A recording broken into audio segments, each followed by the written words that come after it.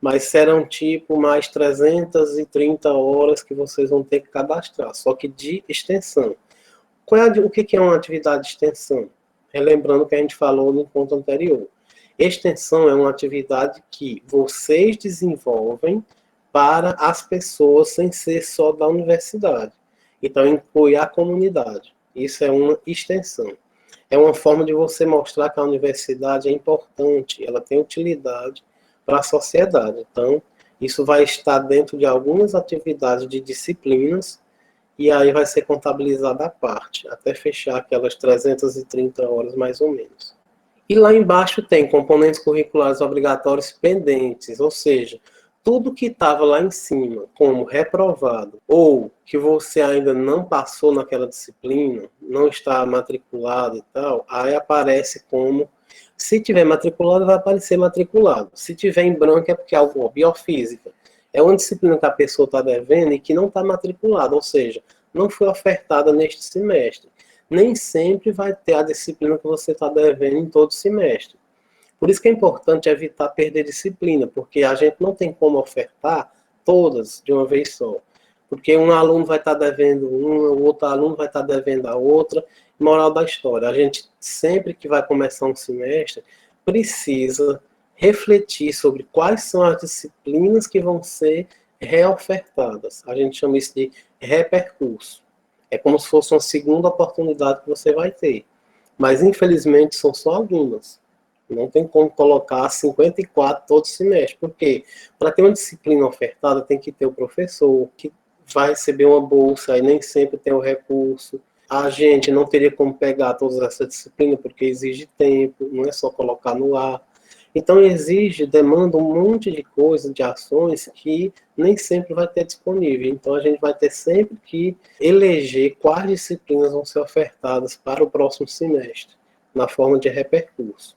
Porque as outras não, a gente vai seguir o projeto do curso. Então, no próximo semestre, a gente já sabe quais são as disciplinas de vocês. Agora, os repercursos é que a gente vai planejar.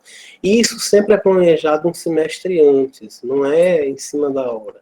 A UFP dá um prazo, tipo, final de um semestre, você tem os dias em que você cadastra as disciplinas para o próximo. Então, do mesmo jeito que vocês têm prazos no CIGA, a coordenação tem prazos também. Ementa e plano, né? O que é ementa e o que é plano? Ementa é algo que também está lá no projeto do curso, no PPC.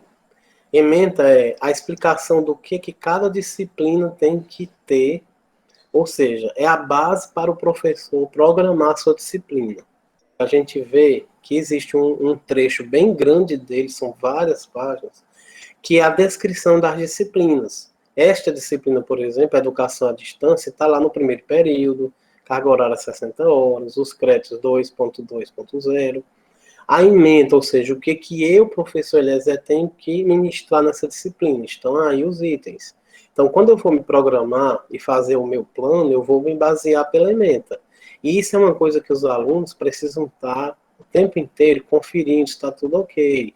Os professores, eles estão cumprindo as ementas. A ementa que o professor coloca no plano tem que ser exatamente copiar, colar do projeto. Ele não pode mudar uma vírgula do que tem aí. Porque se ele mudar, ele está como se fosse burlando o planejamento do curso. Então, às vezes, o professor faz isso não de propósito, ele apenas não compreende que a ementa ela é uma coisa que não se mexe. Só quem mexe na ementa é a própria coordenação do curso, quando ela vai fazer a atualização do projeto. Aí reúne o NDE, o colegiado, para poder discutir mudanças nas ementas. E isso não é tão simples. Eu pego essa ementa e crio meu plano. Meu plano vai ter uma coisa chamada conteúdo programático. O que é o conteúdo programático? São as coisas que eu tenho que explicar na disciplina para cumprir a ementa. A ementa se cumpre através de conteúdos. As notas, né? Aí você também pode acessar no CIGA as suas notas daquela disciplina. Só que as notas só aparecem, aliás, a nota vai aparecer lá quando alguém lançar essa nota, né? Seja o tutor ou um professor, elas vão começar a aparecer.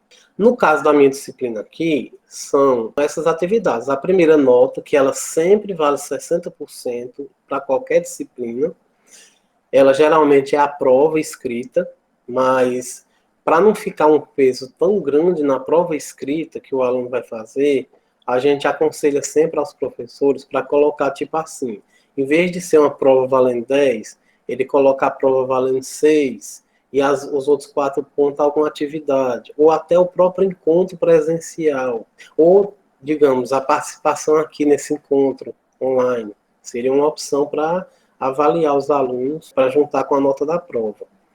Prova esse semestre a gente não vai ter por causa do coronavírus, não vai ter a prova escrita presencial, mas vai ter uma prova online, que depois a gente vai explicar direitinho como é que vai ser, para vocês fazerem virtualmente, certo? Isso vai ser lá para julho e agosto, as provas de todas essas disciplinas. Então, aqui na minha disciplina, a primeira nota são 3 fóruns, cada um valendo. Um vale 4, um 3 e o outro 3. Aí formou os 10, né? 10 pontos. Quem vai corrigir e avaliar é o tutor presencial da turma. A segunda nota minha, que vale 20% apenas, são 2 fóruns. Fórum 4 e o 5, valendo 5 pontos cada um. Quem vai corrigir também é o tutor presencial da turma.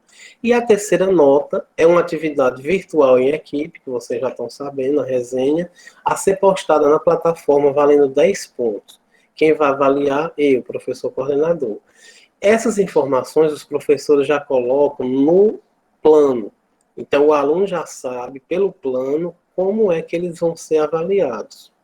E isso se reflete lá na tabela que está no SIGA. Pode ver aí, ó, que, por exemplo, na primeira nota, que é onde tem provas vezes 60%, aí tem F1, F2, F3, ó, bate certinho com o que está no plano.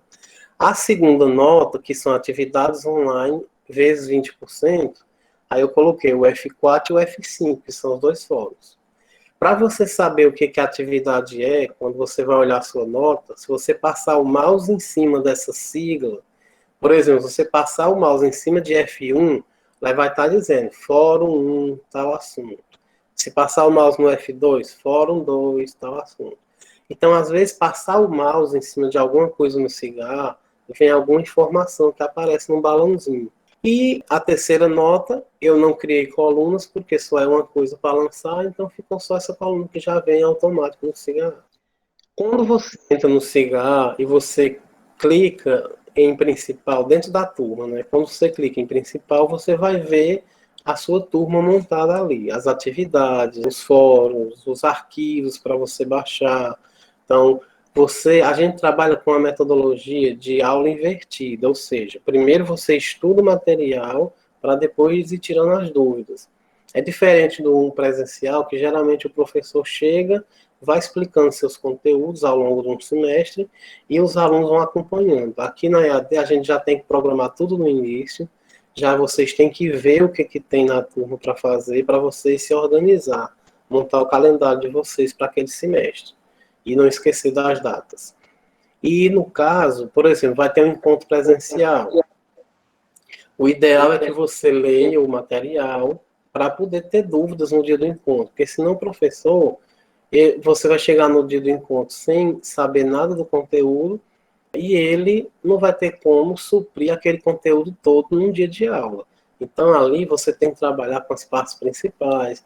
O encontro é excelente, sempre é muito útil, né? Mas, claro, você precisa ler o material, você precisa participar das atividades. Às vezes um aluno fica reprovado porque ele foi bem na prova, mas pensou assim, aquele fórum vale só 20%, eu não vou participar dos fóruns. E aí, às vezes, por causa dessa pequena nota, que era só 20%, ele fica reprovado. Então tem que ter cuidado com relação a isso. Quando você clica em participantes, aí você vê quem são as pessoas da turma, quem é o professor, quem são os tutores daquela disciplina e quem são vocês, alunos. Fica tudo em participantes. E aí, inclusive, tem até um local que você clica no participante ou no professor para mandar e-mail através do SIGA. Aí é uma ferramenta do SIGA para comunicação.